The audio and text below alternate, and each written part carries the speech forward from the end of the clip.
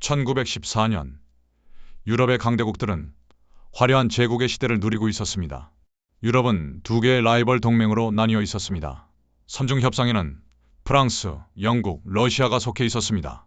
이들은 유럽의 새로운 최강국인 독일에 대한 두려움과 의심으로 뭉쳤습니다. 그리고 삼국 동맹에는 독일이 있었습니다. 독일은 경쟁국의 포위를 두려워했습니다. 취약한 제국에 집착하는 오스트리아 헝가리, 그리고 프랑스의 희생으로 이익을 추구하는 이탈리아가 함께했습니다. 각국의 황제와 왕들은 자신들의 제국이 영원할 것이라 믿었습니다. 군인들은 만약 전쟁이 일어나더라도 짧고 영광스러운 모험이 될 것이라 생각했습니다. 크리스마스 전에는 집에 돌아갈 수 있을 것이라는 말이 젊은이들 사이에서 유행했습니다. 유럽의 거리는 평화로웠고 카페에서는 예술가들이 모여 담소를 나눴으며 공장에서는 산업혁명의 열매가 무르익고 있었습니다. 세계는 진보하고 있었고 미래는 밝아 보였습니다. 하지만 표면 아래에서는 긴장이 끓어오르고 있었습니다. 독일은 강력했지만 포위당하고 있다고 느꼈습니다. 동쪽에는 거대한 러시아가, 서쪽에는 프랑스가, 바다에는 영국 해군이 있었습니다. 독일은 생존 공간과 존중을 원했습니다. 오스트리아 헝가리는 다민족 제국의 균열을 느끼고 있었습니다. 발칸반도의 슬라브 민족주의가 제국을 위협했습니다. 그들은 권위를 회복하고 제국을 유지해야 했습니다. 러시아는 같은 슬라브 형제들을 보호해야 한다는 사명감을 느꼈습니다. 차르 니콜라이 2세는 세르비아와 발칸의 슬라브 국가들에 대한 지원을 약속했습니다. 러시아는 명예와 영향력을 원했습니다. 프랑스는 1871년 보불 전쟁의 치욕을 잊지 않았습니다. 알자스 로렌 지역을 잃은 아픔이 여전했습니다. 프랑스는 복수와 영토 회복을 원했습니다. 영국은 세계 최강의 해군력으로 대영 제국을 유지하고 있었습니다. 그러나 독일의 해군 증강이 위협이 되고 있었습니다. 영국은 해상 패권을 유지하고 유럽의 세력 균형을 지켜야 했습니다. 이탈리아는 늦게 통일된 국가로서 국제 무대에서 인정받고 싶어 했습니다. 영토 확장의 야망이 있었습니다. 발칸반도는 유럽의 화약고로 불렸습니다. 오스만 제국의 쇠퇴로 생긴 권력 공백을 두고 세르비아, 오스트리아, 헝가리, 러시아가 경쟁했습니다. 각국은 군비를 증강했습니다. 징병제가 확대되었고 새로운 무기가 개발되었습니다. 참모들은 전쟁 계획을 세밀하게 짜고 또 짰습니다. 동맹 조약이 복잡하게 얽혔고 한 나라가 전쟁에 들어가면 동맹국들도 자동으로 끌려 들어가게 되어 있었습니다. 긴장은 높아졌지만 여전히 평화는 유지되고 있었습니다. 외교관들은 위기를 관리할 수 있다고 믿었습니다. 하지만 화약고에는 이미 불씨가 떨어지기를 기다리고 있었습니다. 1914년 6월 28일 사라예보시에서 불꽃이 튀었습니다. 오스트리아 헝가리 왕위 계승자인 프란츠 페르디난트 대공이 19세의 슬라브 민족주의자 가브릴로 프린치프에게 암살당했습니다. 대공과 그의 아내는 사라예보의 거리에서 총탄에 쓰러졌습니다. 오스트리아 헝가리는 발칸반도의 라이벌 세르비아가 암살자를 도왔다고 비난했습니다. 7월 23일 오스트리아는 세르비아에 굴욕적인 양보를 요구하는 최후 통첩을 보냈습니다. 사실상 세르비아의 주권을 포기하라는 요구였습니다. 세르비아는 최후 통첩의 대부분을 수용했지만 일부 조항을 거부했습니다. 그것으로 충분하지 않았습니다. 7월 28일 오스트리아 헝가리는 세르비아의 전쟁을 선포했습니다. 몇 시간 안에 오스트리아군이 베오그라드를 포격하고 있었습니다. 첫 포탄이 떨어지고 첫 피가 흘렀습니다. 러시아 차르 니콜라이 2세는 같은 슬라브 국가인 세르비아를 방어해야 한다는 명예를 느꼈습니다. 7월 30일 그는 러시아 군대를 동원하라고 명령했습니다. 수백만 명의 러시아 남성들이 집을 떠나 군대로 향했습니다. 독일 황제 비렐름 2세는 오스트리아 헝가리 제국에 대한 지원을 약속했습니다. 그와 그의 장군들은 러시아와의 갈등을 피할 수 없는 것으로 보고 있었습니다. 그리고 러시아의 힘이 매년 성장함에 따라 전쟁은 빠를수록 좋다고 생각했습니다. 러시아의 동원은 독일의 동원을 정당화하기 위해 사용되었습니다. 8월 1일 독일은 러시아에 선전포고를 했습니다. 독일은 러시아와의 전쟁이 러시아의 동맹국인 프랑스와의 전쟁을 의미한다는 것을 알고 있었습니다. 두 전선에서 전쟁의 위협에 대처하기 위해 독일은 슐리펜 계획, 슐라이펜 플란을 개발했습니다. 계획은 이러했습니다. 첫째, 군대는 중립국 벨기에를 통해 빠르게 진격하여 파리 근처의 프랑스 군대를 포위하고 파괴하여 6주 안에 빠른 승리를 거둘 것입니다. 그런 다음 그 군대는 동쪽으로 이동하여 거대한 군대를 동원하는데 훨씬 더 오래 걸리는 러시아를 상대할 수 있을 것입니다. 8월 3일 독일은 프랑스에 전쟁을 선포했습니다. 600만 명의 남성이 현재 유럽 전역에서 전쟁을 위해 행진하고 있었습니다. 그러나 이탈리아는 중립을 유지했습니다.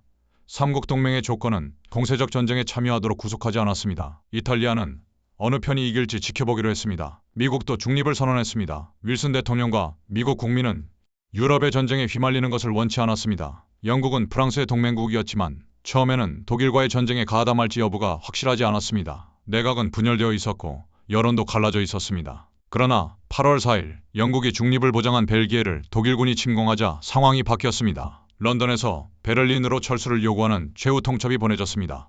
독일은 무시했습니다. 영국은 전쟁을 선포했습니다. 도미노가 모두 쓰러졌습니다. 한 발의 총성이 세상을 전쟁으로 몰아넣었습니다. 8월 영국 원정군이 프랑스에 상륙하는 동안 독일의 침공은 요새 도시인 리에주에서 벨기에의 저항에 의해 결정적인 날들 동안 저지되었습니다.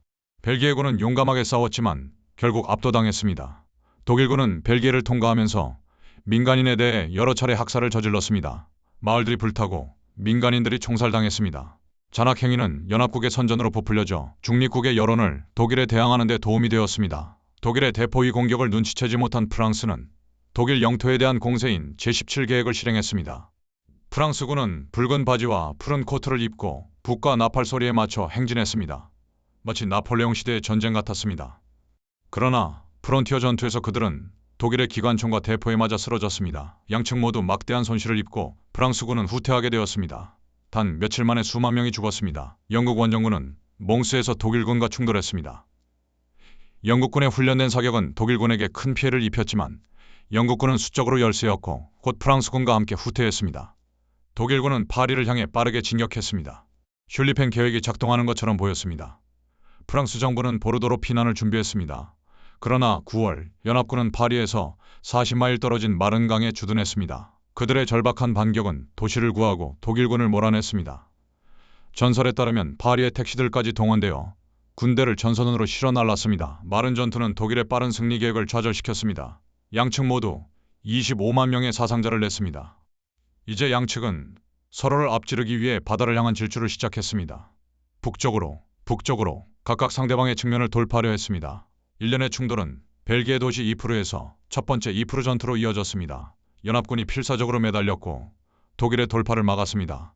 양측 모두 다시 큰 손실을 입었습니다. 그런 다음 두 군대는 치명적인 기관총 사격과 포탄으로부터 피난처를 찾기 위해 전체 350마일 전선을 따라 파고들었습니다. 영국 해협에서 스위스까지 참호선이 그어졌습니다. 참호전이 시작되었습니다.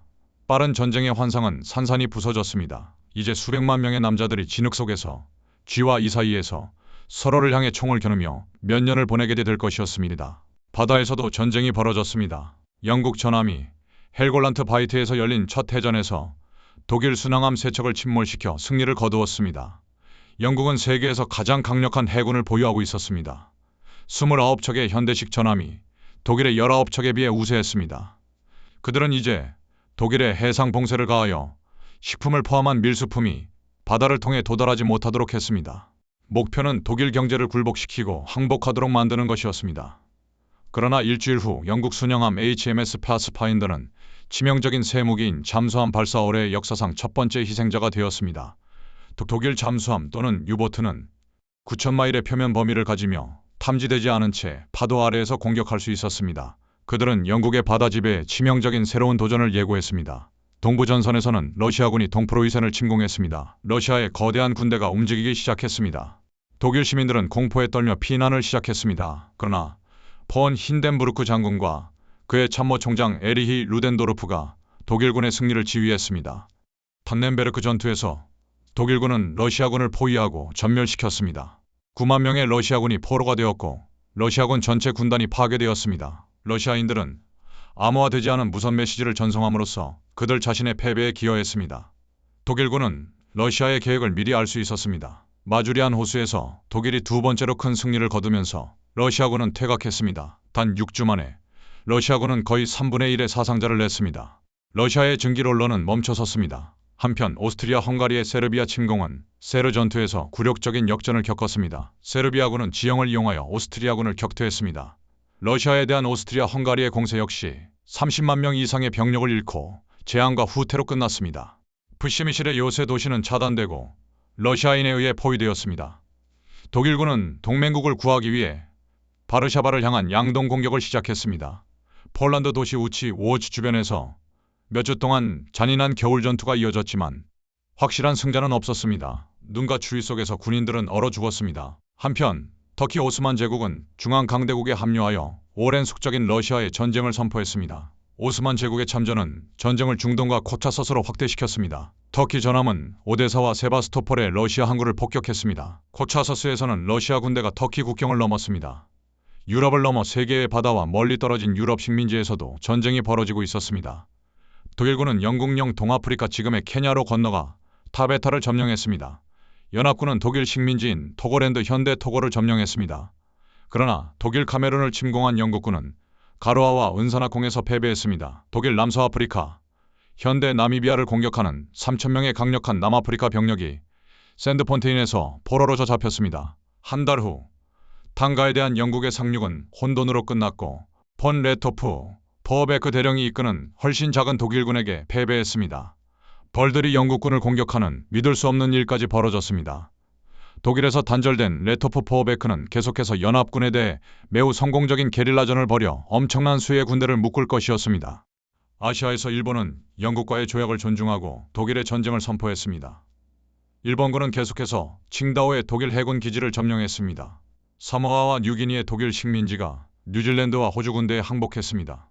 그러나 칠레 연안의 태평양에서 독일 폰슈페 제독의 강력한 동아시아 함대가 코로넬 전투에서 영국 순양함 2척을 침몰시켰습니다. 2척의 배는 모든 승무원과 함께 침몰했습니다. 영국 해군의 자존심에 큰 타격이었습니다. 5주 후 그는 포클랜드 제도에서 영국 해군 특무부대를 만나게 되었습니다. 영국은 복수를 준비하고 있었습니다. 독일 순양함 5척 중 4척이 침몰했습니다. 폰슈페는 그의 기함과 함께 쓰러졌습니다. 중동에 있는 동안 영국군은 오스만 항구 바스라를 장악하여 영국 함대에 연료를 공급하는 중요한 페르시아 석유에 대한 접근을 확보했습니다. 그해 겨울 오스트리아군은 마침내 베오그라드를 점령했지만 세르비아군은 다시 반격을 가해 그들을 몰아냈습니다. 세르비아에서의 전투는 이미 양쪽에서 약 20만 명의 사상자를 냈습니다. 북해에서 독일 전함은 영국 해안 마을에 대한 뺑소니 습격을 시작하여 하틀풀, 윗비 및 스칼버러를 포격하고 100명 이상의 민간인을 죽였습니다. 영국 여론은 분노했습니다. 서부 전선에서 프랑스군은 독일 전선에 대한 첫 번째 주요 공세를 시작했습니다. 그러나 첫 번째 샴페인 전투는 9만 명의 사상자를 내고 약간의 이득을 얻는 데 그쳤습니다. 참호전에 무서운 교훈이 시작되었습니다. 코카서스에 있는 동안 한겨울의 산을 통한 오스만의 공격은 사리카미시에서 재앙으로 끝났습니다. 터키인 사상자는 총 6만 명이며 많은 수가 얼어 죽었습니다. 서부 전선에서 그 첫 번째 크리스마스는 일부 지역에서 짧은 휴전과 참호 사이의 킬링존인 노맨스랜드에서 축구 경기로 표시되었습니다. 독일군과 영국군이 참호에서 나와 악수를 하고 선물을 교환하고 함께 캐롤을 불렀습니다. 하지만 이 짧은 인간성의 순간은 곧 끝났고 다시 죽이고 죽는 일상이 돌아왔습니다. 1915년 1월 제1차 세계대전이 시작된 지 불과 5개월 만에 이미 약 100만 명의 군인이 전사했습니다. 발칸 반도에서 시작된 전쟁은 세계 대부분을 뒤덮었습니다. 중앙강대국인 독일, 오스트리아 헝가리, 오스만 제국은 영국, 프랑스, 러시아, 세르비아, 몬테네그로, 벨기에, 일본과 같은 동맹국과 싸우고 있었습니다. 폴란드와 발트해 연안에서 러시아군은 1년의 대규모 패배를 겪었지만 계속해서 독일군과 오스트리아 헝가리군과 전투를 벌이고 있었습니다. 오스트리아 헝가리 군대도 막대한 손실을 입었고 세르비아를 무찌르지 못해 굴욕을 당했습니다. 코카서스 산맥에서는 러시아군과 오스만군이 얼어붙은 겨울에 서로 싸우고 있었습니다. 서부 전선에서 프랑스, 영국, 벨기에 군대는 영국 해협에서 스위스까지 뻗어있는 참호에서 독일군과 맞서고 있었습니다. 세계 최초의 전략적 폭격 캠페인의 일환으로 독일은 영국을 폭격하기 위해 제플린으로 알려진 2대의 거대한 비행선을 보냈습니다. 그들은 킹스린과 그레이트 야머스의 항구를 강타하여 가옥을 손상시키고 민간인 4명을 죽였습니다. 하늘에서 떨어지는 폭탄은 새로운 공포였습니다. 바다에서 도거뱅크 전투에서 영국 해군은 독일 순양함 한 척을 침몰시켰지만 나머지 독일 함대는 탈출했습니다. 바다의 지휘권은 영국이 독일의 해상 봉쇄를 가하여 식량을 포함한 중요한 보급품이 바다를 통해 독일에 도달하는 것을 막도록 허용했습니다. 독일은 이제 자체 봉쇄로 보복했습니다. 독일은 영국 제도 주변 해역을 전쟁 지역으로 선언하고 유보트가 경고 없이 연합군 상선을 공격할 것이라고 발표했습니다. 영국은 인구를 먹여 살리기 위해 수입 식품에 의존했습니다. 독일은 그녀를 굶겨 항복시킬 계획이었습니다. 동부전선에서 독일 육군 원수 폰 힌덴부르크는 동계 공세를 개시하고 제2차 마수리아 호수 전투에서 러시아군에 또 한 번 대패를 안겼습니다. 러시아군은 최대 20만 명을 잃었고 그들 중 절반은 추운 겨울 조건 속에서 항복했습니다. 러시아군의 손실은 계속 누적되고 있었습니다. 러시아인들은 오스트리아 헝가리를 상대로 더 많은 성공을 거두었습니다. 프셰미실 시는 4개월간의 포위 공격 끝에 함락되어 러시아인 10만 명의 포로를 잡았습니다. 오스트리아 헝가리의 총 손실은 이제 200만에 달했습니다. 오스트리아군은 사실상 독일군의 지원 없이는 전투를 계속할 수 없는 상태였습니다. 한편 영국과 프랑스는 터키 오스만 제국의 수도인 콘스탄티노플을 위협하기 위해 다르다넬스에 군함을 파견했습니다. 그들은 힘을 과시하면 터키가 빨리 항복할 것이라고 믿었습니다. 그들은 좁은 해협에 있는 터키 해안 요새를 폭격했지만 세 척의 전함이 지뢰에 의해 침몰하고 세 척이 더 손상되었습니다. 공격은 취소되었습니다. 서부 전선에서 영국군은 내부 샤페를 공격했지만 곧 독일 철조망과 기관총에 의해 진격이 중단되었습니다.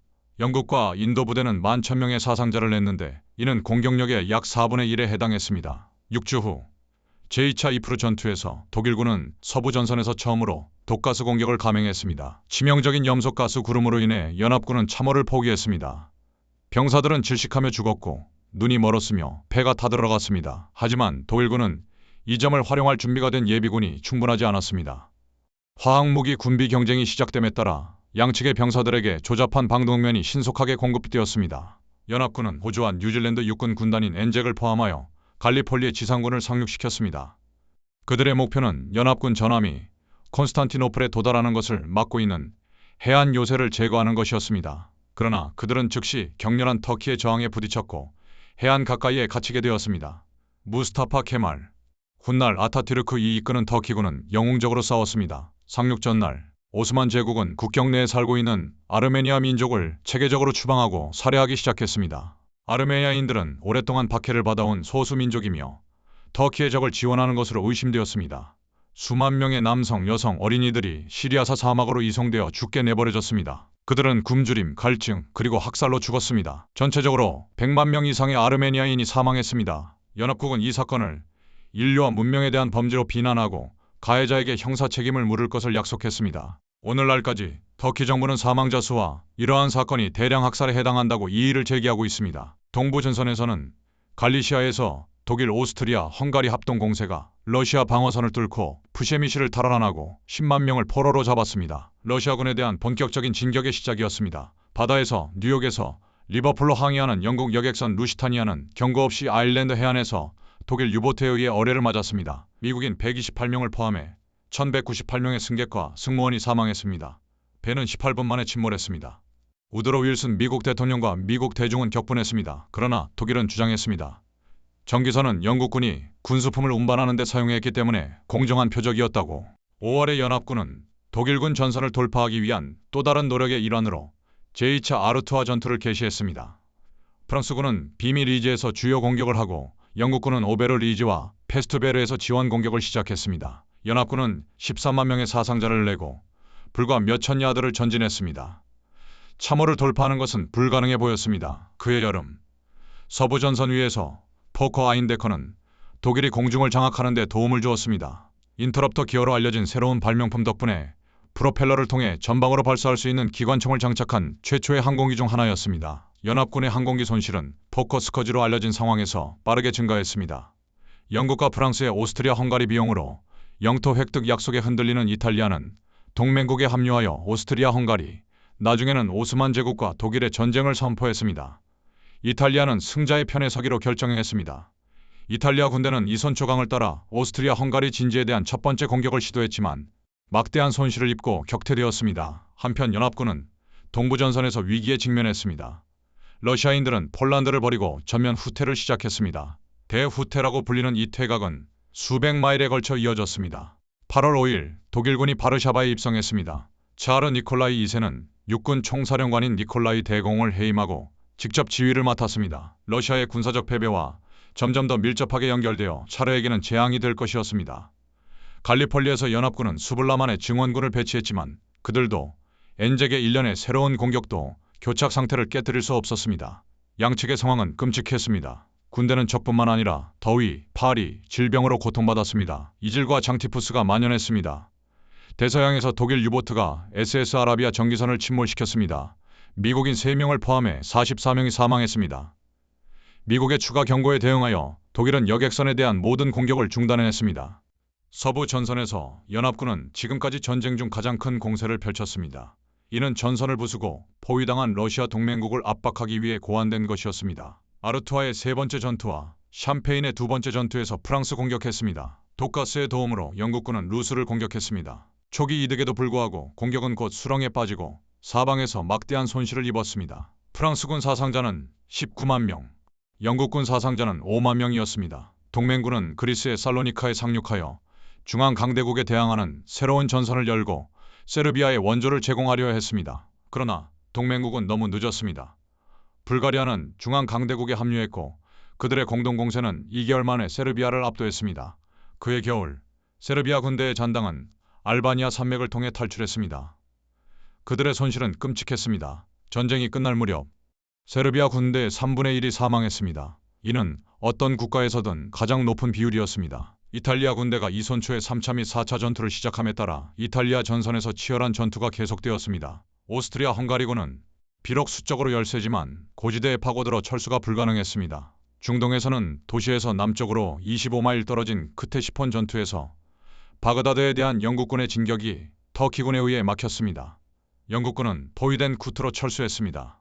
연합군은 갈리폴리 캠페인을 포기했습니다. 8만 3천 명의 병력이 터키군에 알리지 않고 비밀리에 대피했습니다. 한 사람도 길을 잃지 않았습니다. 그것은 전쟁에서 가장 잘 실행된 계획 중 하나였습니다. 이 캠페인은 양측 모두 4분의 1의 사상자를 냈습니다. 1915년은 연합군에게 나쁜 해였습니다. 눈에 띄는 이득은 없었지만 막대한 손실을 입었습니다. 그러나 평화에 대한 이야기는 없었습니다. 대신에 모든 진영은 1916년에 이전의 실패로부터 개발된 새로운 전술로 더 큰 공세를 준비했습니다. 모든 진영은 여전히 결정적인 전장의 승리를 손에 넣을 수 있다고 믿고 있었습니다. 1916년 마이너스 소모전의 해, 제1차 세계대전은 짧고 영광스러운 전쟁으로 여겨졌습니다. 그러나 1916년까지 새로운 종류의 산업화된 전쟁으로 사망자 수가 끝이 보이지 않는 수백만 명으로 치솟았습니다. 해상봉쇄로 유럽 전역에서 식량과 연료 부족이 발생하기 시작했습니다. 수천 명의 여성이 노동력에 투입되는 동안 수백만 명의 남성이 전투에 투입되었습니다. 모든 면에서 긴 전쟁을 준비하고 있었습니다. 전쟁은 1년 반 동안 맹위를 떨쳤고 연합군은 중앙 강대국과 계속해서 전투를 벌였습니다. 최근 불가리아가 중앙 강대국에 합류했습니다. 바다에서 영국은 독일에 대한 해상 봉쇄를 유지하여 식품 및 기타 중요한 원자재 수입을 막고 있었습니다. 독일은 영국에 대한 유보트 봉쇄로 보복했지만 이미 십자파와에 휘말린 중립국 미국을 도발하지 않으려면 공격을 제한해야 했습니다. 서부 전선에서는 프랑스군, 영국군, 벨기에군이 독일군 반대편에 파고들고 양쪽 모두 참호전의 피비린내 나는 교착 상태에 빠져 있었습니다. 동부 전선에서 러시아군은 오랜 후퇴를 끝내고 전선을 안정시켰지만 그들의 군대는 막대한 손실을 입었습니다. 이탈리아 전선에서 이탈리아군은 강력한 오스트리아 헝가리 방어선에 대해 비용이 많이 들고 실패한 일련의 공격을 시작했습니다. 발칸 전선에 있는 동안 중앙 강대국은 세르비아를 압도했고 세르비아의 군대는 알바니아 산맥을 통해 스라린 태각을 강요당했습니다. 이제 1월 5일 오스트리아 헝가리군이 몬테네그로를 공격했습니다. 그들은 모이코바츠 전투에서 지연되었지만 3주 후 몬테네그로는 항복해야 했습니다. 코카서스 전선에서 러시아군은 오스만 투르크군에 대한 기습 겨울 공세를 시작했습니다. 6주 후 러시아군이 에르주름시를 점령했습니다. 4월에 그들은 흑해 항구인 트레비존드를 점령했습니다. 한편 영국은 두 척의 모터보트를 아프리카의 탕가니카 호수로 수송했습니다. 그들은 해상과 육로로 10,000마일을 여행한 후 마침내 도착하여 영국군이 지역 독일군으로부터 전략적 호수의 통제권을 장악하도록 도왔습니다. 같은 달 독일 카메룬에서는 독일군이 18개월 동안 모라산을 포위하다가 마침내 연합군에 항복했습니다. 이는 카메룬 캠페인의 끝을 표시했습니다. 서부 전선에서 독일군은 프랑스의 요새 도시인 베르댕에 엄청난 공격을 가했습니다. 독일 장군 에리히 폰 팔켄하이는 프랑스가 이 상징적인 도시를 최후의 한 사람까지 지켜낼 것임을 알고 있었습니다. 그의 계획은 자신의 말로 프랑스를 하얗게 피 흘리게 하는 것이었습니다. 소모 전술이었습니다. 베르댕은 전쟁에서 가장 무서운 전투 중 하나가 되었습니다. 보병 사단이 전열에 투입될 수 있는 속도만큼 빠르게 파괴되는 기계였습니다. 영국에서는 이미 100만 명의 남성이 군복무에 자원했습니다. 그러나 정부는 그것만으로는 충분하지 않다는 것을 깨달았고 영국은 징병제를 도입한 마지막 강대국이 되었습니다.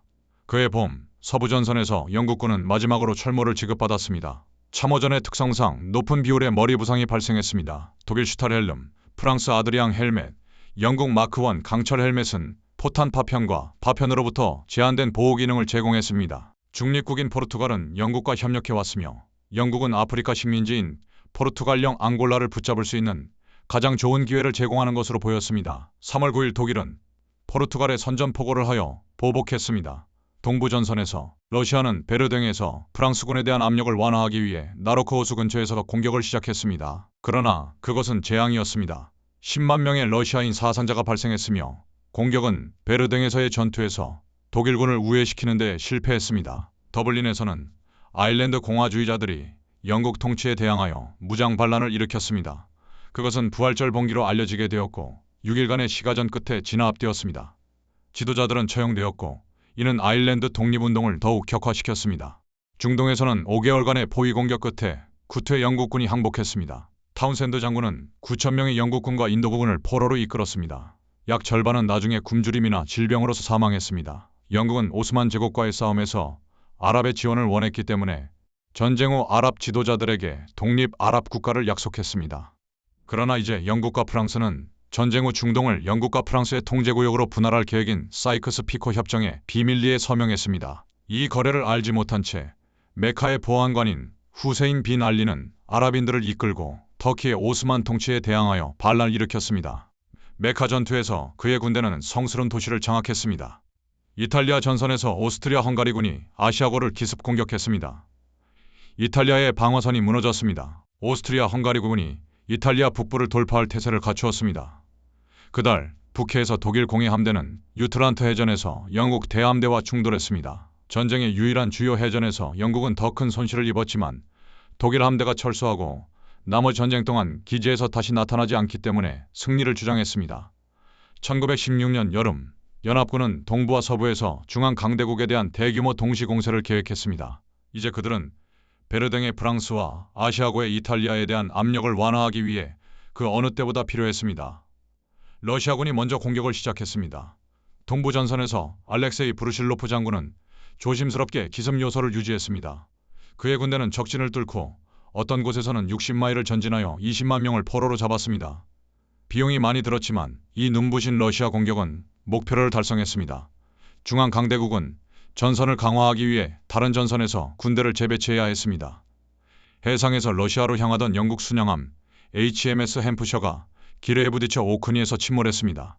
650명의 사망자 중에는 영국의 상징적인 전쟁 국무장관 키치너 경이 있었습니다. 3일 후 아드리아해에서 이탈리아 군함 프린치페 옴베르토가 독일 잠수함에 의해 침몰했습니다. 1900명의 목숨을 앗아간 전쟁 중 가장 치명적인 침몰이었습니다. 서부 전선에서 영국과 프랑스는 주요 여름 공세인 솜 전투를 시작했습니다.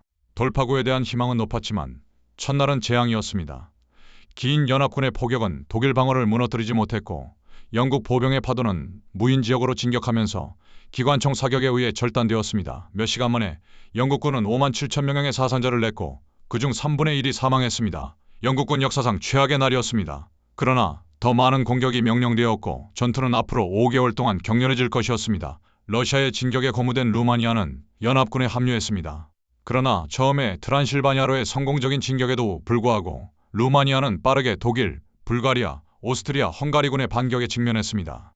살로니카의 연합군은 모나스티르에 대한 자체 공세를 시작하여 루마니아를 지원하려고 했습니다. 세르비아 군대가 선두에 서면 약간의 이득이 있었지만 불가리아의 끈질긴 저항으로 돌파구가 막혔습니다. 서부 전선에서 폰 팔케나인 장군은 마침내 베르댕에서 공격을 취소했습니다. 프랑스군은 지휘관인 니벨 장군의 약속을 지켰습니다. 그러나 승리에는 끔찍한 대가가 따랐습니다. 프랑스군 36만 5천 명의 사상자가 발생했습니다. 독일군은 거의 그만큼을 잃었습니다. 베르댕은 인류 역사상 가장 피비린내 나는 전투 중 하나로 남아 있습니다. 베르댕에서의 패배로 팔케나인은 해고되었고 독일의 동부전선 영웅 폰 힌덴부르크와 루덴도르프가 서부전선을 지휘하게 되었습니다. 한편 솜전투는 계속되었습니다. 플레르 마을 근처에서 영국군은 교착 상태의 참호를 뚫을 수 있기를 바라는 새로운 무기인 탱크를 소개했습니다. 그러나 약간의 작은 성공에도 불구하고 첫 번째 전차는 수가 너무 적고 기계적 고장에 너무 취약하여 실질적인 영향을 미칠 수 없었습니다. 동부전선에서 러시아의 브루실로프 공세는 막을 내렸습니다. 사상자 추산은 크게 다르지만 양측 모두 치명적인 손실을 입었음이 분명했습니다. 러시아군도 오스트리아, 헝가리군도 완전히 회복하지 못했습니다. 이탈리아 전선에서는 이탈리아군이 이손 초강을 따라 오스트리아, 헝가리 진지에 대한 반복적이고 값비싼 공격을 감행함에 따라 가을 내내 치열한 전투가 벌어졌습니다. 솜 전투는 가을비와 진흙 속에서 끝났습니다. 연합군은 60만 명의 사상자를 내고 10마일을 전진했습니다. 독일 손실은 약 45만 명이었습니다. 연합군은 이것이 승리 전략이라고 스스로를 안심시켰습니다. 왜냐하면 이 속도라면 독일이 먼저 사람을 고갈시킬 것이기 때문입니다. 한편 루마니아는 중앙 강대국에 의해 압도당하면서 재앙이 루마니아를 뒤덮었습니다. 루마니아군은 25만 명의 사상자를 냈습니다. 나머지 군대는 동부전선에서 러시아군과 함께 자리를 잡았습니다. 그해 겨울 1848년 이후 오스트리아의 황제였던 프란츠 요제프가 사망했습니다. 그는 그의 아들 카를이 계승했습니다. 영국에서는 허버트 에스퀴스 총리가 해임되고 데이비드 로이드 조지가 계승했습니다. 대담하고 공격적인 행동을 통해 승리를 약속하는 니벨 장군이 프랑스 총사령관으로 조프르 장군을 교체했습니다. 오고 가는 가운데 우드로 윌슨 미국 대통령의 평화 정책을 중지하려는 시도는 수포로 돌아갔습니다. 어느 쪽도 양보할 의향이 없었습니다. 1916년 제1차 세계대전은 소모전이 되었습니다. 양측은 전장에서 승리하는 것보다 적을 분쇄하고 항복할 수밖에 없는 막대한 손실을 입히는 데 집중하기 시작했습니다. 1917년 이 전략은 유럽의 강대국을 붕괴 직전까지 몰고 갈 것이었습니다. 1917년 마이너스 위기와 전환의 해. 독일은 더 많은 자원을 가진 연합국과의 긴 소모전에서 패배할 것임을 알고 있었습니다. 그래서 그 지도자들은 도박을 했습니다. 그들은 그들의 유보트가 영국의 해상 식량 수입을 차단하고 6개월 이내에 항복하도록 영국을 굶주리게 할 수 있다고 믿으며 무제한 잠수함 전쟁을 재개했습니다. 그러나 새로운 조준 사격 전술은 중립적인 미국 함선이 필연적으로 십자포화에 휘말려 미국이 연합국 편에서 전쟁에 가담할 위험이 있음을 의미했습니다. 캠페인 시작 이틀 만에 텍사스주 갤버스턴에서 영국으로 밀을 운반하는 미국 증기선 SS 후사토닉이 유보트에 침몰했습니다. 그런 다음 영국인은 독일 외무장관 아르투어 치머만이 멕시코 주재 독일 대사에게 보낸 정보를 미국 정부에 전달했습니다. 독일은 미국과 독일이 전쟁에 빠지면 멕시코가 미국을 공격하도록 부추기고 있었습니다. 보상으로 텍사스, 뉴멕시코, 애리조나를 돌려받을 것을 약속했습니다. 이른바 치머만 전보는 윌슨 미국 대통령에게 독일에 대한 전쟁을 선포하도록 더 많은 압력을 가했습니다. 러시아에서는 막대한 사상자와 빵 부족이 폭동과 혁명으로 이어졌습니다. 차르가 퇴위했습니다. 임시정부가 책임을 지고 전쟁을 계속할 것을 맹세했습니다.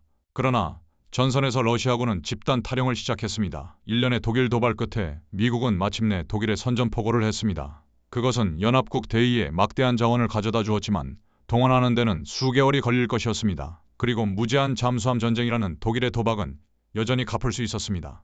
4월은 유보트가 전쟁에서 가장 성공적인 달이었습니다. 하루 평균 17척의 연합군 선박 88만 6천 톤을 침몰시켰습니다. 유보트가 곧 패배하지 않으면 영국은 기아에 직면할 것이었습니다. 서부 전선에서 영국군은 다가오는 프랑스의 주요 공세를 지원하기 위해 아라스 전투를 시작했습니다. 격전 끝에 캐나다군이 비밀 리지의 고지대를 점령했습니다. 제한적인 연합군의 승리였지만 연합군 사상자는 15만 명, 독일군은 14만 명이었습니다. 참호 위의 첫 번째 공중전은 새로운 수준의 정교함과 위험에 도달했습니다. 정찰기는 적의 위치를 파악하고 포병 사격을 지시하는 데 매우 중요했습니다. 전투기는 정찰기를 격추시키거나 임무를 수행하기 전에 격추시키려고 했습니다. 항공기의 새로운 모델은 몇 달마다 개발되었습니다. 그러나 그해 봄 독일 항공기의 우세는 피해 사월로 알려진 연합군에게 막대한 손실을 입혔습니다. 비밀리지가 함락된 지 3일 후 프랑스 장군 로베르 니벨이 주요 공세를 시작했습니다. 기대치가 높았지만 초기 성공 이후 진격이 정체되고 양쪽 모두 사상자가 빠르게 늘어났습니다. 명백히 무의미한 손실로 인해 프랑스 군대의 사기가 무너졌습니다. 전체 유닛이 반란을 일으켜 공격을 거부했습니다. 일부 부대는 파리로 행진하려 했습니다. 니벨 장군은 프랑스 총사령관에서 해임되고 더 이상 자살 공격을 약속하지 않는 베르댕의 영웅인 페탱 장군으로 대체되었습니다. 그해 여름 독일 전선 아래 영국 터널인 메신느 능선에서 적진 아래에 있는 19개의 거대한 지뢰를 폭파했습니다.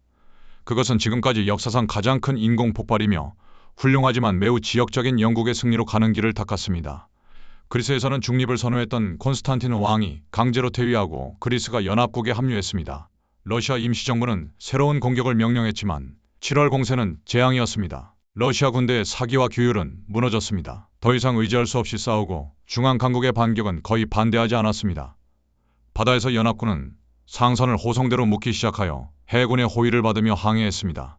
새로운 시스템은 손실을 꾸준히 감소시켰습니다. 유보트 전쟁의 흐름이 바뀌고 있었습니다. 독일에서 전쟁에 대한 불만이 커지자 독일 의회는 이해와 화해의 평화를 촉구하는 평화 결의안을 통과시켰습니다. 독일 최고사령부에서는 이를 무시하고 있었으며 현재 독일은 군사 독재 국가로 사실상 국가를 통치하고 있었습니다. 벨기에에서 영국군은 1917년의 주요 공세인 제3차 이프르 전투를 시작했습니다. 파신달레로 기억될 것이었습니다. 무거운 포격, 부서진 관계수로는 전장을 진흙바다로 바꾸었습니다. 이러한 불가능한 상황에서 돌파구에 대한 모든 희망은 곧 사라졌습니다. 공격은 3개월 후 중단되었으며 그 시점에서 영국군은 24만 명의 사상자를 냈고 독일군은 20만 명의 사상자를 냈습니다. 이탈리아 전선의 제11차 이선초 전투에서 이탈리아군과 오스트리아 헝가리군은 서로를 때려 탈진시켰습니다. 이탈리아군 사상자는 15만 명, 오스트리아 헝가리군 사상자는 10만 명이었습니다. 그 해인 1917년 연합국 목록이 늘어났습니다. 브라질, 라이베리아, 중국, 시암 모두 독일의 유보트 공격의 결과로 독일의 전쟁을 선포하거나 연합국의 환심을 사려고 했습니다. 중국은 유럽, 중동 및 아시아의 동맹국을 위해 일하는 수천 명의 노동자를 기여할 것이었습니다. 그해 중동에서 영국군은 오스만 투르크를 무찌르고 바그다드를 점령하기 위해 진군함으로써 1916년 쿠트에서 겪은 치욕을 만회했습니다. 이집트에 주둔한 영국군은 시나이 사막을 가로질러 진격했지만 1차 및 2차 가자 전투에서 오스만군에 의해 후퇴했습니다. 7월, 아랍 반군은 오스만 제국의 전략적 항구인 아카바를 점령했습니다. 그들은 아라비아의 로렌스로 더 잘 알려진 영국 군사고문 T. 로렌스 대위와 동행했습니다. 그해 가을, 영국 외무장관 아서 벨푸어는 벨푸어 선언을 발표하여 팔레스타인의 유대인을 위한 민족적 고향을 건설하는 데 대한 지지를 표명했습니다. 목표는 연합국에 대한 유대인의 지지를 모으는 것이었지만 이 선언은 아랍 지도자들에 대한 기존 서약과 모순되었습니다. 그래서 영국군의 캉불의 공격은 역사상 최초의 대규모 전차 공격이었습니다. 첫날 거의 400대의 전차가 독일군 방어선을 뚫고 몇 마일 진격하는 선봉에 섰습니다. 그러나 탱크가 고장나거나 멈췄습니다. 독일군은 지원군을 서두르고 이득을 잃었습니다. 핀란드가 러시아로부터 독립을 선언했습니다. 러시아의 붕괴로 고립된 루마니아는 중앙강대국과 휴전협정을 체결했습니다. 6일 후 러시아도 휴전협정에 서명했습니다. 연합군 동부전선은 더 이상 존재하지 않았습니다. 1917년에는 연합국의 주요 강대국인 러시아가 전쟁에서 패했지만 새로운 동맹국인 미국이 등장했습니다. 독일은 이제 군사적 승리만이 연합군 자원에 압도당하는 것을 막을 수 있다는 것을 알고 1918년 봄을 위한 마지막 대규모 공격을 계획하기 시작했습니다. 1918년 3년 반의 전쟁 끝에 연합국은 위기에 처했습니다. 러시아는 혁명으로 흔들렸고 새로운 볼셰비키 정부는 중앙 강대국과 휴전협정을 체결했습니다. 수천 명의 독일군이 참호전의 대학살로 이미 100만 명 이상의 목숨을 앗아간 서부전선에서 싸우기 위해 풀려날 것이었습니다. 하지만 독일도 절망적이었습니다. 영국의 오랜 해상 봉쇄는 국내의 부족과 사회적 불안을 초래했습니다. 독일 민간인들은 굶주리고 있었습니다. 순무 겨울이라 불리는 1916에서 1917년 겨울에는 수만 명이 영양실조로 사망했습니다. 한편 미국의 전쟁 참전은 연합군 대위에 새로운 인력과 막대한 자원을 제공했습니다. 독일은 서부전선에서 빠른 승리를 거두지 못하는 한 불가피한 패배에 직면해 있었습니다. 윌슨 미국 대통령이 14개 조항을 발표했습니다. 그들은 비밀조약의 종식, 군대 규모 축소, 오스트리아 헝가리 제국 국민의 자결, 미래의 분쟁을 해결하기 위한 국제조직 등 전후 세계에 대한 그의 비전을 설명했습니다. 그러나 대부분의 유럽 지도자들은 그의 생각을 희망사항으로 일축했습니다. 그들은 완전한 승리를 원했습니다. 브레스트 리토프스크에서 볼셰비키 러시아는 중앙 강대국과 평화조약에 서명했습니다. 러시아는 평화를 대가로 막대한 영토를 포기했습니다. 폴란드, 발트 국가들, 우크라이나, 핀란드가 모두 러시아에서 떨어져 나갔습니다. 이제 50만 명의 독일군이 동부전선에서 서부전선으로 재배치될 수 있었으며 독일 장군 에리히 루덴도르프는 전쟁에서 승리하기 위해 최후의 총력전을 펼칠 계획을 세웠습니다. 루덴도르프의 춘계 공세는 연합군을 방심하게 만들었습니다. 새로운 침투 전술을 사용하는 독일 스톰트루퍼는 곧 전면 후퇴하는 영국 제오군을 압도하는 데 도움을 주었습니다. 스톰트루퍼들은 강력한 지점을 우회하고 약한 지점을 돌파하도록 훈련받았습니다. 그들은 빠르게 움직였고 연합군 전선에 구멍을 뚫었습니다. 독일군의 진격은 영국군과 프랑스군을 분열시킬 위험이 있었으며 재앙적인 결과를 초래할 수 있었습니다. 그래서 프랑스 장군 페르디낭 포슈는 전략을 조정하기 위해 연합군 최고 사령관으로 임명되었습니다. 처음으로 연합군은 통합 지휘 체계를 갖추게 되었습니다. 아미행 외곽에서 영국군과 호주군은 즉석에서 방어를 펼쳤고 마침내 독일군의 진격을 저지했습니다. 독일 공세는 채널 포트를 목표로 북쪽으로 전환했습니다. 그러나 영국군은 독일군에게 큰 손실을 입히고 돌파구를 막았습니다. 참호 위에서는 첫 번째 공중전이 계속 확대되고 있었습니다. 현재 각 진영은 서부 전선에서 3,000대 이상의 항공기를 운용하고 있었습니다. 그러나 1918년 연합군은 더 많은 자원 덕분에 제공권을 확보했습니다. 4월 21일 독일에서 가장 유명한 조종사인 붉은 남장 만프레드 폰 리히트호펜이 아미행 근처에서 격추되어 사망했습니다. 80승을 거둔 그는 전쟁에서 가장 높은 점수를 받은 에이스였으며 완전한 군사적 명예와 함께 연합군에 의해 묻혔습니다. 영국의 새로운 독립폭격군이 쾰른에 대한 주간 공습을 시작했습니다. 그것은 영국 자체의 전략적 폭격 캠페인의 시작을 의미했습니다. 지상에서 루덴도르프의 공격은 프랑스군을 목표로 남쪽으로 전환되었습니다. 독일군은 30마일을 진격했지만 새로운 미국 사단이 전선에 진입하는 순간 마른 강에서 저지되었습니다. 미 제1사단은 캉티니 전투에서 처음으로 전투를 목격했습니다. 3일 후 미 제2사단이 벨로우드 전투에서 승리를 거두었습니다. 현재 프랑스에는 거의 100만 명의 미군이 있었으며 매일 10,000명이 추가로 도착했습니다. 균형이 바뀌고 있었습니다. 독일 공세는 9마일 전진으로 이어졌지만 결국 프랑스의 반격으로 중단되었습니다. 이탈리아에서는 오스트리아 헝가리 제국이 프랑스에서 루덴도르프의 공세를 지원하기 위해 아지아고와 피아베강을 공격했습니다.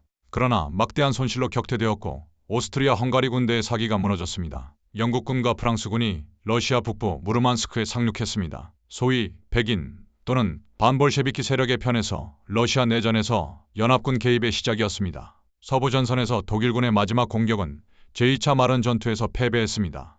루덴도르프의 공세는 독일군에게 60만 명 이상의 사상자를 냈고 결정적인 돌파구를 만드는 데 실패했습니다. 독일의 마지막 도박은 실패했습니다. 연합군은 이제 공격을 시작했습니다. 아미행 전투에서 영국, 호주, 캐나다, 프랑스 군대는 탱크와 항공기의 지원을 받아 하루에 7마일을 전진했습니다. 루덴도르프 장항군은 8월 8일을 독일군의 검은 날이라고 불렀습니다. 독일군은 지치고 굶주리고 의기소침해 수천 명이 항복하기 시작했습니다. 독일군의 사기는 무너졌습니다. 그들은 4년간의 전쟁에 지쳤고 본국의 가족들이 굶주리고 있다는 것을 알고 있었으며 이제 신선한 미군이 매일 수천 명씩 도착하는 것을 보았습니다. 아미행 전투는 연합군의 100일 공세를 시작했습니다. 참호전은 끝났습니다. 독일군은 완전히 후퇴하고 있었습니다. 발칸반도에서 도브로폴레에 대한 연합군의 새로운 공격이 불가리아 진지를 돌파했습니다. 과도하게 늘어난 불가리아 군대는 무너졌고 2주 후 불가리아는 휴전협정에 서명했습니다. 중동에서는 영국군이 무기또 전투에서 투르크군을 무찌르고 2만 5천 명을 포로로 잡았습니다. 연합군은 곧 다마스커스와 알레포를 점령했습니다. 서부 전선에서 포슈 원수는 일반 공격을 명령했습니다. 영국, 프랑스, 미국 군대가 강화된 독일 방어선인 힌덴부르크선에 도달하고 돌파했습니다. 루덴도르프는 카이저에게 군사 상황이 절망적이며 독일이 휴전을 추구해야 한다고 알렸습니다. 독일은 우드로 윌슨 미국 대통령에게 요청을 보냈고 우드로 윌슨은 그 대가로 독일이 모든 점령지에서 철수하고 황제의 퇴위를 요구했습니다. 이탈리아 전선에서 연합군 비토리오 베네토 전투에서 오스트리아 헝가리에 최후의 일격을 가했습니다. 오스트리아 헝가리군이 와해되었고 30만 명의 포로가 잡혔습니다. 동맹국이 붕괴될 위기에 처하자 오스만 제국은 무드로스에서 연합국과 휴전협정을 맺었습니다. 4일 후 오스트리아 헝가리는 빌라 주스티에서 연합군과 휴전협정에 서명했습니다. 킬에서 독일 공해함대는 영국 해군에 자살 공격을 가하라는 명령을 받았지만 대신 반란을 일으켰습니다. 수병들은 죽으러 나가는 것을 거부했습니다. 전쟁은 명백히 끝났는데 왜 죽어야 하는가? 혁명은 독일 전역에 퍼졌습니다. 킬에서 시작된 반란은 함부르크, 브레멘, 뮌헨으로 번졌습니다. 노동자와 병사 평의회가 권력을 장악했습니다. 카이저가 퇴위하고 독일 공화국이 선포되었습니다. 빌헬름 2세는 네덜란드로 망명했습니다. 1918년 11월 11일 독일 대표단이 콩피에뉴에서 포슈 원수의 철도 마차 안에서 연합군과 휴전협정에 서명했습니다. 오전 11시에 발효되었지만 싸움은 마지막 순간까지 계속되었습니다. 미국인 헨리 군터는 10시 59분에 독일 기관총을 돌격하다 사망했습니다. 그는 제1차 세계대전 중에 전사한 마지막 군인으로 여겨집니다. 전선을 따라 오전 11시 정각에 총소리가 멈췄습니다. 4년 만에 처음으로 침묵이 찾아왔습니다. 병사들은 참호에서 기어나와 서로를 쳐다보았습니다. 많은 이들이 울었습니다. 일부는 환호했습니다. 대부분은 그저 멍하니 서 있었습니다. 전쟁이 끝났습니다. 3일 후 동아프리카에서 독일 장군 폰 레토우포베크는 참베지강에서 그의 군대를 항복시켰습니다. 4년 동안 그는 본국과 단절된 채 무패로 남아 수많은 연합군을 묶었습니다. 그는 여전히 역사상 가장 위대한 게릴라 지도자 중 한 명으로 간주됩니다. 파리 평화회의가 프랑스 수도 바로 외곽에 있는 베르사유 궁전에서 열렸습니다. 승전국들이 모여 전후 세계 질서를 재편하기 시작했습니다. 주요 인물은 사거두였습니다. 프랑스의 클레망소, 영국의 로이드 조지, 미국의 윌슨, 이탈리아의 올란도. 대표단은 미래의 국제 분쟁을 해결하기 위해 국제연맹을 만들자는 제안을 수락했습니다. 윌슨 대통령의 꿈이 부분적으로 실현되는 순간이었습니다. 6월에 서명된 베르사유 조약은 독일의 가혹한 조건을 부과했습니다. 독일의 군대는 규모가 제한되었습니다. 10만 명의 군대, 탱크 금지, 공군 금지, 해군 대폭 축소, 독일은 연합국에 전쟁 배상금을 지불해야 했습니다. 최종 금액은 1320억 골드마르크로 책정되었습니다. 현대 가치로 수천억 달러에 해당하는 천문학적인 금액이었습니다. 독일은 이웃에게 영토를 잃었습니다. 알자스 로렌은 프랑스로, 서프로이센은 폴란드로, 작은 지역들은 벨기에와 덴마크로 갔습니다. 라인란트는 비무장지대가 되었습니다. 독일의 식민지는 승자에게 점령되었습니다. 아프리카와 태평양의 모든 독일 영토가 영국, 프랑스, 일본, 호주, 뉴질랜드에 분배되었습니다. 독일은 또한 전쟁 유죄 조항에 전쟁에 대한 책임을 받아들여야 했습니다. 제231조는 독일과 그 동맹국이 전쟁을 일으킨 책임이 있다고 명시했습니다. 이는 독일의 지속적인 분노의 원천이었습니다. 많은 독일인들은 이를 딕타트 강요된 조약이라고 불렀습니다. 그들은 전쟁터에서 패배한 것이 아니라 배신당했다고 느꼈습니다. 유럽의 경계가 다시 그어졌습니다. 폴란드는 100년 이상의 외국 지배 이후 다시 등장했습니다. 새로운 폴란드는 이전 러시아, 독일, 오스트리아, 헝가리 영토로 구성되었습니다. 오스트리아, 헝가리, 체코슬로바키아, 유고슬라비아, 확대된 루마니아는 오스트리아 헝가리 제국의 잔해에서 나왔습니다. 오스트리아는 작은 독일어 사용 공화국으로 축소되었습니다. 한때 유럽의 강대국이었던 나라는 이제 인구 600만의 작은 국가가 되었습니다. 헝가리는 영토의 3분의 2와 인구의 절반을 잃었습니다. 체코슬로바키아는 체코인, 슬로바키아인, 그리고 상당한 수의 독일인, 헝가리인, 폴란드인으로 구성된 새로운 다민족 국가였습니다. 유고슬라비아는 세르비아, 크로아티아, 슬로베니아, 보스니아, 마케도니아, 몬테네그로를 하나로 묶은 남슬라브인의 국가였습니다. 하지만 이들 민족 간의 긴장은 곧 표면화될 것이었습니다. 발트 국가들 에스토니아, 라트비아, 리투아니아가 러시아 제국에서 독립했습니다. 핀란드도 독립국가가 되었습니다. 오스만 제국이 해체되었습니다. 대부분 유럽의 지배를 받는 새로운 국가들이 중동에 만들어졌습니다. 프랑스는 시리아와 레바논에 대한 위임 통치권을 받았습니다. 영국은 이라크, 팔레스타인, 요르단에 대한 위임 통치권을 받았습니다. 아랍인들은 배신감을 느꼈습니다. 그들은 독립을 약속받았지만 대신 새로운 유럽 지배를 받게 되었습니다. 팔레스타인에서는 벨푸어 선언이 유대인 이민을 장려했지만 이는 그곳에 살고 있던 아랍인들과의 갈등을 예고했습니다. 유럽에서와 마찬가지로 여기에서 미래 분쟁의 씨앗이 뿌려졌습니다. 극동에 있는 동안 중국의 이전 독일 소유물은 일본에 넘겨져 중국의 분노를 불러일으켰습니다. 중국 대표단은 조약 서명을 거부했습니다. 베이징에서는 대규모 시위가 일어났고 이는 오사운동으로 알려지게 되었습니다. 일본은 승전국이었지만 파리 회의에서 인종평등 조항을 제안했을 때 거부당했습니다. 이는 일본의 서양에 대한 불신을 키웠습니다. 아이러니하게도 국제연맹을 제안한 우드로 윌슨의 미국은 상원의 반대로 가입하지 못했습니다.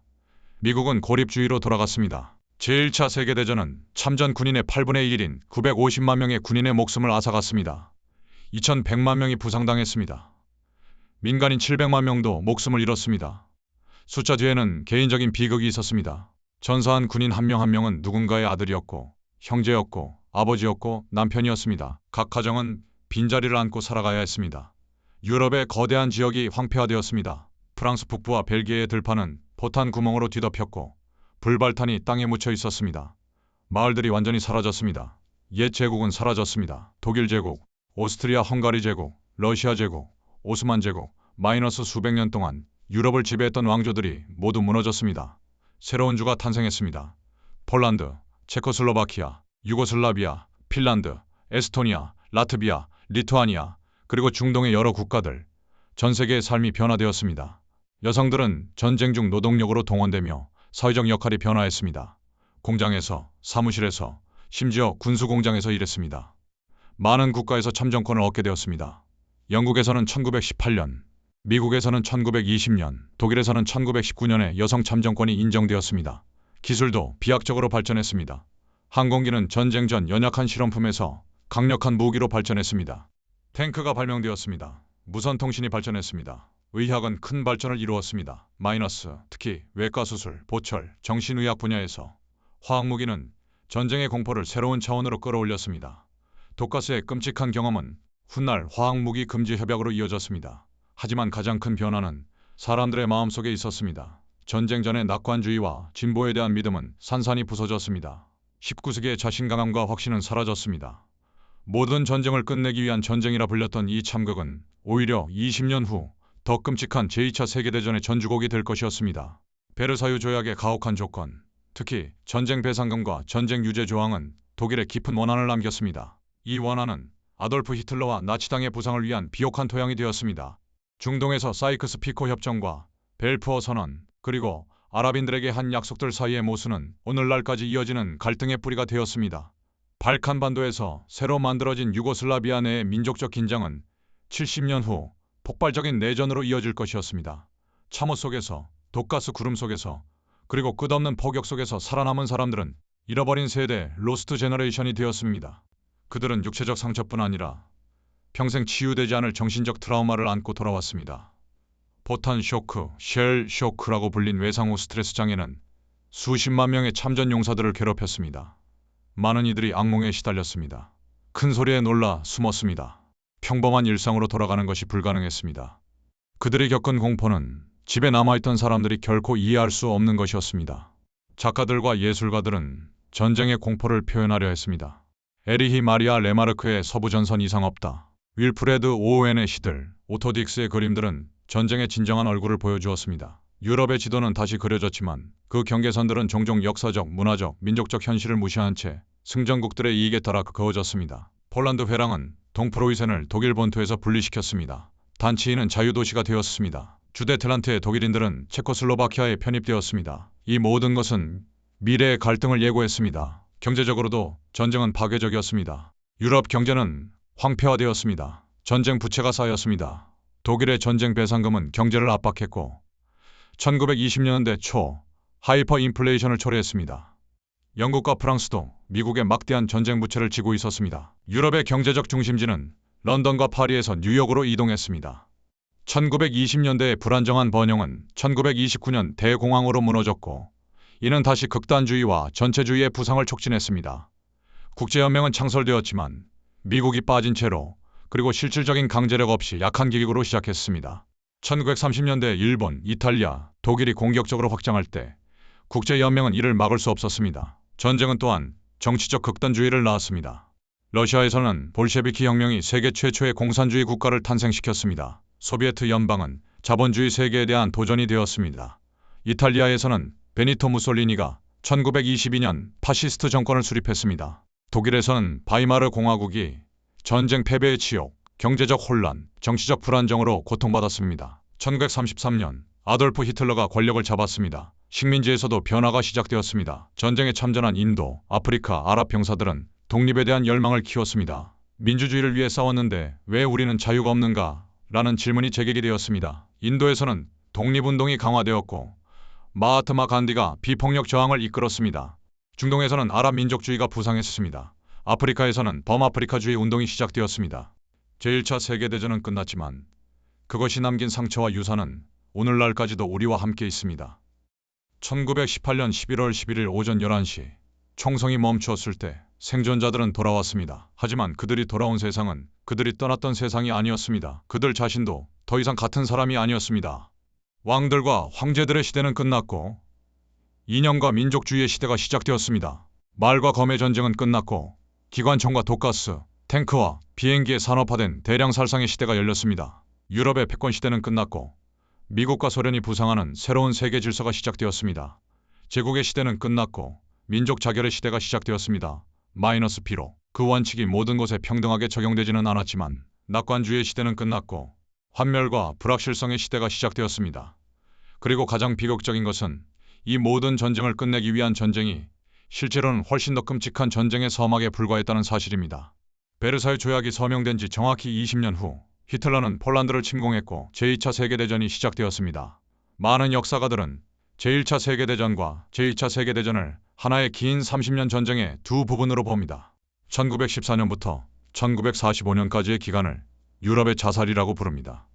제1차 세계대전의 참전 용사들은 전쟁 기념비를 세웠습니다. 프랑스와 벨기에의 작은 마을마다, 영국의 모든 마을마다 기념비가 있습니다. 그 위에는 돌아오지 못한 이들의 이름이 새겨져 있습니다. 그들은 늙지 않으리라. 우리가 늙는 것처럼. 세월이 그들을 지치게 하지 않으리라. 세월이 비난하지 않으리라. 해가 지고 아침이 올 때 우리는 그들을 기억하리라. 매년 11월 11일 오전 11시 많은 나라에서 이분간의 묵념이 있습니다. 양귀비꽃이 추모의 상징이 되었습니다. 하지만 진정한 유산은 기념비나 의식을 넘어섭니다. 제1차 세계대전은 20세기를 형성했습니다. 오늘날 우리가 사는 세계국제연합, 중동의 국경, 유럽 통합의 꿈, 전쟁 범죄의 개념, 대량 살상 무기에 대한 두려움, 이 모든 것의 뿌리는 1914년부터 1918년의 참호에 있습니다. 세상은 다시는 같지 않았고 앞으로도 결코 그렇지 않을 것입니다. 참호 속에서 죽어간 수백만 명의 젊은이들, 고향으로 돌아오지 못한 아버지들, 사랑하는 이를 잃은 어머니들과 미망인들, 그리고 아버지 없이 자란 아이들, 그들의 희생이 모든 전쟁을 끝내는 결과로 이어지지 못했다는 것이 가장 큰 비극입니다. 하지만 그들의 이야기를 기억하는 것, 그들이 겪은 공포를 기억하는 것, 그리고 다시는 안 된다고 말하는 것, 이것이 우리가 할 수 있는 최소한의 일입니다. 1914년 여름, 사라예보의 거리에서 시작된 여정은 4년간의 지옥을 거쳐 완전히 변화된 세계로 귀환하는 것으로 끝났습니다. 그것은 한 시대의 끝이었고 새로운 시대의 시작이었습니다. 그리고 그 대가는 상상할 수 없을 정도로 컸습니다.